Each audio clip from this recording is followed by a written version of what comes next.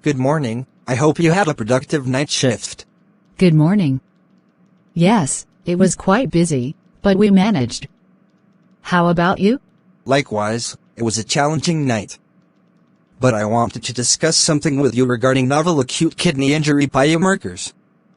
Have you come across any promising ones? There have been some exciting developments in acute kidney injury biomarkers. One that caught my attention is urinary tissue inhibitor of metalloproteinase 2, TIMP2, and insulin-like growth factor binding protein 7, IGFBP7. They've shown promise in early detection of acute kidney injury. That's interesting. I've read about them too. These biomarkers can help us identify patients at risk for acute kidney injury sooner, allowing for early interventions. Have you had any experience using them in the ICU? Yes, I've started incorporating them into my practice.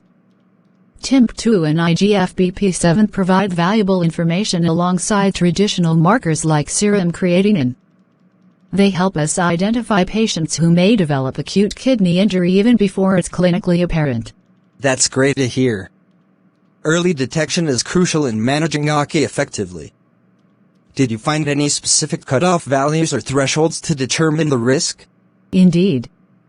Several studies have proposed cutoff values for TIMP2 and IGFBP7, like the NephroCheck registered trademark test.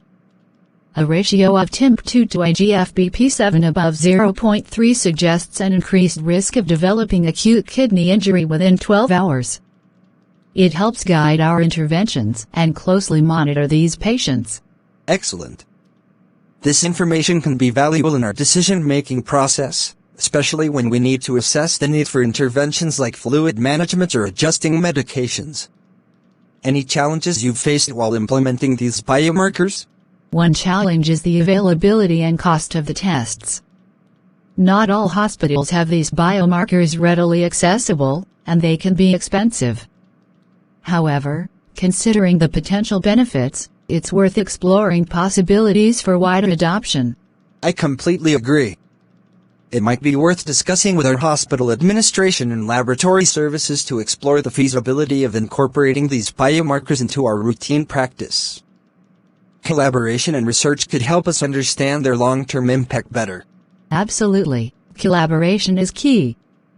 Sharing our experiences and findings with colleagues and participating in research studies would contribute to the growing body of evidence. It will help refine our understanding and optimize the use of these biomarkers for the benefit of our patients. Well said. Let's continue to stay updated on the latest research and advancements in acute kidney injury biomarkers. Our commitment to providing the best care for our patients should drive us to explore and incorporate these novel approaches into our practice. I couldn't agree more. Thank you for this insightful discussion. I'm grateful to have a colleague like you who shares the same passion for advancing patient care. The feeling is mutual, Dr. Rodriguez. Thank you for your dedication and collaboration. Let's continue to learn and grow together.